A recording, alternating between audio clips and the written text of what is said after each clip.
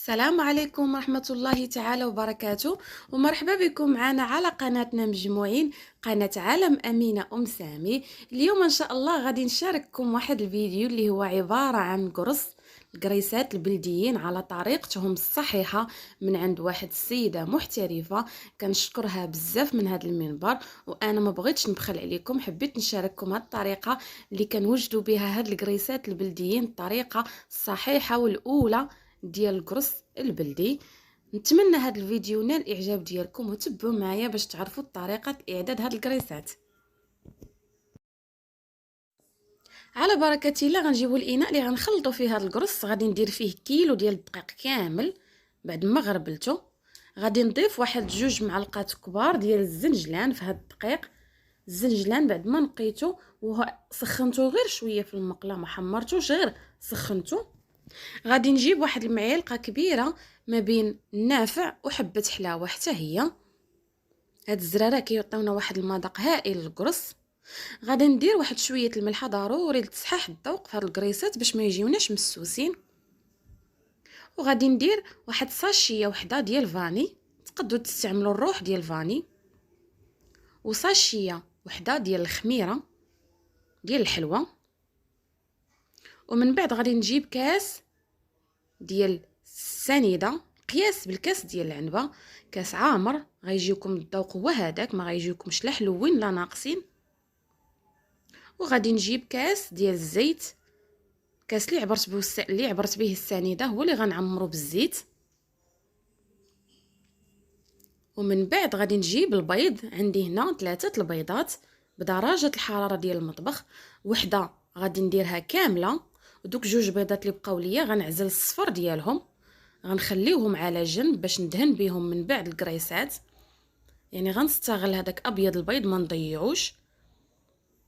غنضيفو هنا في القرص، واصفر البيض غنخليه باش ندهن به دوك الكريسات اللي غيبقاو ليا في الاخر باش غنبغي ندخلهم للفران.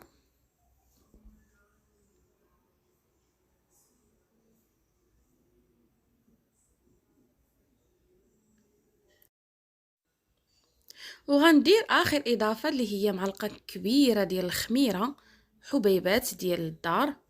وغنخلط هاد العناصر مزيان، نبسبسهم بيديا بهاد الشيء اللي ضفت له كامل. نحاول نخدم هاد الطحين مع بقيه العناصر اللي ضفت عليه كاملين، داك البيض والزيت والسنيده والزرارع. يعني هاد القرص البلديين صراحه ما تستغناوش على الزرارع، هما اللي كيعطيوهم واحد المذاق زوين فيهم. غنبقى حتى نبسبس الطحين ديالي كامل مع الزيت والسنيده اللي ضفت له. ومن بعد هاد غادي ندوز باش نعجنهم.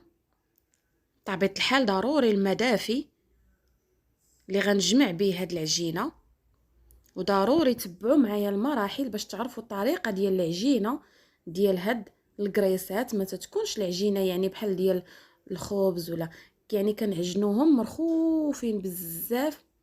هما شويه غيعذبونا في العجينه ديالهم، ولكن كتعطينا النتيجه الزوينه. نبقى نصب في الماء حتى تولي ليا على هاد الشكل كيف ما كتشوفوا. وغادي ندلكها مزيان بيديا وهي رخوه بزاف بالشكل اللي كتشوفوا امامكم. نحاول ندلكها، واللي عنده العجانه من الاحسن غادي تسهل على العمليه. غنبقى نضرب بحال هاد الطريقه. انا كنعجنهم غير بيديا الصراحه حتى نحس بالعجينه ديالي تجمعات وندمجوا لي العناصر اللي فيها كاملين. ومن بعد كيف ما كتلاحظوا بعد ما عطيتها حقه ديال الدليك غادي ندهنها بواحد شويه ديال الزيت. ومن بعد غادي ندوز مباشره نجيب الطاوه، ما غنخليهاش نهائيا تخمر ليا، ما غنخمروهاش المره الاولى والثانيه والثالثه. غنجيب الطاوه مباشره من بعد ما دهنت العجينه اللي عجنت ديال القرص بالزيت، باش غادي يساعدني داك الزيت باش غادي ناخذ كريسات على حسب الرغبه ديالكم بهذا الشكل. يعني نتوما بغيتوهم صغيورين بغيتوهم متوسطين كتاخذوا هاد الطريقه وكتبقاو تقرصوا الكريسات ديالكم وتستفوهم في الطاوه، ضروري يكونوا مباعدين. ومن بعد هاد غنخلي هاد الكريسات ديالي يخمروا مده ديال 14 دقيقه او 15 دقيقه الا كان الجو سخون. ودابا كيف ما كتلاحظوا بعد ما خمروا ليا واحد المده خليتهم ديال 15 دقيقه يعني ربع ساعه، غنقرصهم بيديا بهاد الطريقه. غنحاول ندير شويه الزيت في صبيعاتي ونهبطهم، ماشي نقرصهم بزاف، غير نهبطهم بواحد بشويه، يعني ما نهبطهمش كاملين. نحاول نقرصهم بهاد الطريقه. يعني الا بغيتوا الكريسات يصدقوا لكم ما تخليوش الكريسات في القصريه ملي تعجنوهم مباشره، هبطوهم ومن بعد خليهم يخمروا في الطاوه واحد شويه. من بعد قرصوهم بهاد الطريقه مباشره. ملي تقرصوهم غنجيب هذاك الصفر ديال البيض اللي عزلت، غندير عليه شويه ديال الخل، واحد ساشيه وحده ديال الفاني. هاد فاني كتقضي نهائيا على ديك الزفوريه ديال البيض اللي كتلقاوها في القرص. هاد الطريقه ما كتخليش لكم نهائيا الزفوريه ديال البيض. يعني ملي هبطت الكريسات بيديا انا هنا غندهنهم مباشره باصفر بيض اللي عندي، ندهنهم مزيان من الجوانب باش يتحمروا ليا من الجوانب.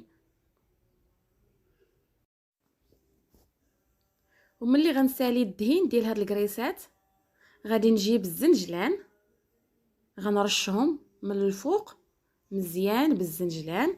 يعني من الاحسن تستعملوا الزنجلان باش ترشوهم من الفوق، ما تستعملوا حتى شي حاجه اخرى باش يتسموا كريسات بلديين. وملي غادي نسالي غادي نحل الفران وغندخل له هاد الطاوه. بطبيعه الحال غيكون الفران طافي غير باش شويه يزيدوا يخمروا ليا واحد المده ديال 10 ديال الدقائق. وغنشعل الفران على درجه العافيه مهيله، ضروري طيبوا لينا على درجه العافيه مهيله. ومن بعد نهبطوهم لتحت يتحمروا. وهذا هو الشكل النهائي ديال الكريسات بعد ما طابوا لينا. كيف ما كتشوفوا الصراحه كيجيو غزالين، وحتى الرائحه ديالهم فنه ديال الزرارع اللي اندمجنا مع العجينه، ما كتجيش فيهم نهائيا الريحه ديال البيض. وجربوهم وغتاكدوا عليا انهم بصح ما كتجيش فيهم الرائحه ديال البيض. غنهز وحده معكم باش تشوفوها، كيجيو مفشفشين صراحه ورطبين. تعمروهم باش ما بغيتوا لوليداتكم للمدرسه او حتى لضيوفكم، علاش لا. اقتراح صراحه حبيت نشارككم به، ساهل ديال الطريقه الصحيحه لاعداد هاد الكريسات. تقدروا تحتفظوا بهاد الكميه حتى في المجمد.